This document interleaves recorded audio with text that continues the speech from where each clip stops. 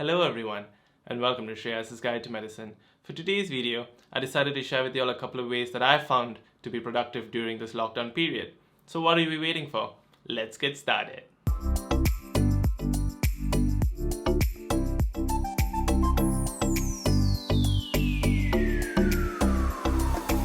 For those of you all who are new to this channel, my name is Shreyas Vinayak and I'm a junior doctor currently working in the National Health Service UK. So I mainly talk about tech, productivity, and my journey as a junior doctor here.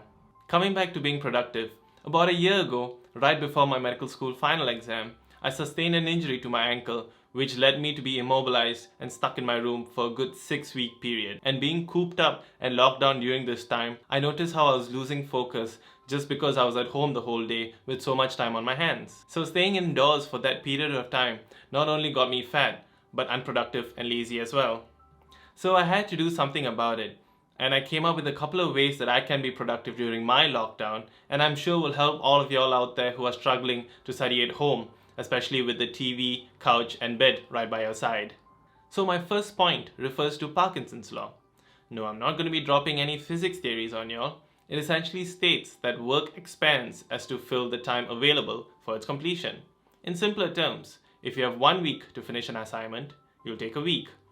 But if you have 2 days to finish the same assignment, you'll take 2 days. And let's be honest, we've all finished our summer assignment overnight and gotten a solid B for it. So with this in mind, I started a new productivity method where I only allocated myself a certain number of minutes or hours a day to get a task done.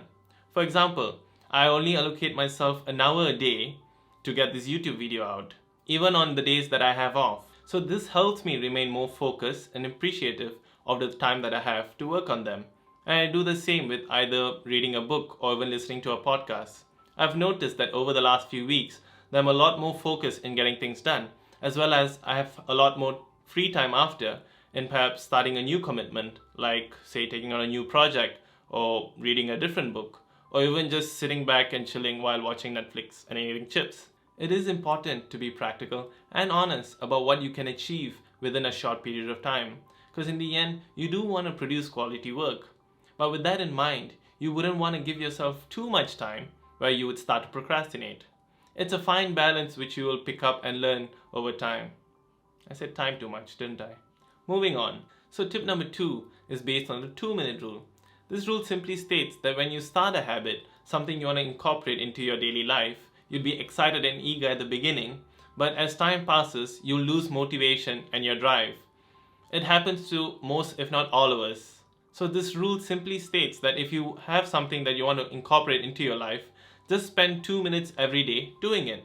It might be something as simple as going for a jog or playing the piano. Tell yourself you're only going to be doing it for about 2 minutes. But once you start, you won't stop.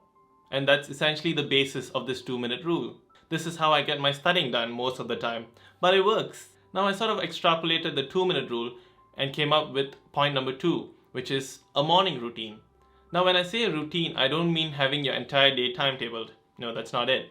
My ideal morning starts with me getting up at about 5 a.m. and I read a book for about a half an hour and then go on to having breakfast while listening to an audiobook.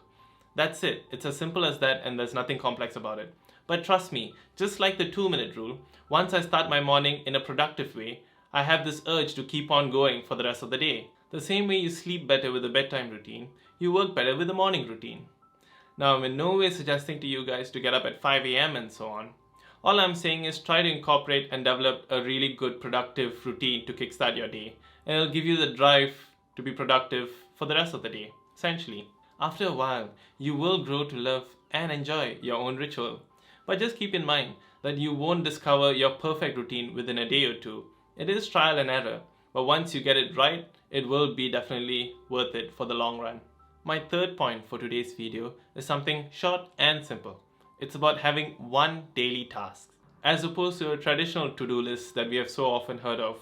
I tried that for the longest time, but it just didn't work for me for a couple of reasons. First, I'll always write way too many things into my to-do list, and due to that, I would either not get them done at all, or do most of them half-heartedly without any form of conviction. So I decided to change that a little. I decided to write only one thing I needed to accomplish every single day. That can be something as simple as doing the dishes or cleaning your room, or something more complex like, reading a paper or trying to finish a chapter within that day. In the end, getting this one thing checked off my to-do list gives me this sort of odd sense of satisfaction, as well as gives me the drive to keep on going, as mentioned in point number 2. That is why I try my very best to get my one daily task done in the morning and start my day on the right foot. So my final tip for today is the importance of a timetable. Well, before any of y'all out there say, "No shit, Sherlock," just hear me out. Rather than creating a generic timetable where you make a list of the dates and fill in chapters or topics that you need to cover over a period of time, what I did was the complete opposite. I wrote down the chapters or topics that I needed to cover and filled them in with dates. This retrospective method doesn't start with a timeline, it starts with a list. How does it work? Well, let me show you. Let's just say you have 4 chapters left to cover before an exam. So what you do is make a couple of rows and columns and fill in the column in the extreme left with the chapters you need to get done, whilst filling in the columns with the dates that you've actually studied, as opposed to predicting when you're going to study over the next couple of weeks. For example, say I studied chapter 1 on the 10th of June, so I'd write down the 10th of June. And if I studied chapter 2 on the 11th of June, I'd write down 11th of June. And if I wasn't too confident with chapter 2, I would study that on the 13th of June. And I'll write that down. So essentially, this method of timetabling gives me a clearer picture of the chapters that I have done, as well as chapters I have remaining. This also gives me a better understanding of how confident I am with a particular chapter. So this is an example of my retrospective timetable. So I wrote down the number of topics or chapters that I need to cover and the dates in which I actually covered them. And I can also remind myself of when I need to cover this particular chapter over the next couple of days. This way, I'm quite confident that I won't miss a chapter, as well as I'm quite aware of the number of times that I've revisited a particular chapter. I use an app called Notion, which helps me tremendously in organizing each and every method of productivity that I use in this video. Let me know in the comments down below if you guys are keen for me to cover how I use Notion as my second brain. With this method, you wouldn't be constantly reviewing and rewriting your timetable if you've missed a day's of work. I can't take credit for this timetable as I saw it on YouTube done by another junior doctor, but this method has really helped me in organizing my day-to-day study plan. I've added a link in my description for his video on this method of timetabling, where he goes in depth of its benefits and its uses. Please do check it out because it has really helped me out. So that is it for today's video, guys. I really hope you guys find this useful in being productive during lockdown. And please do let me know in the comments if you guys have any ideas to share on how you guys are productive and how you study during this lockdown period.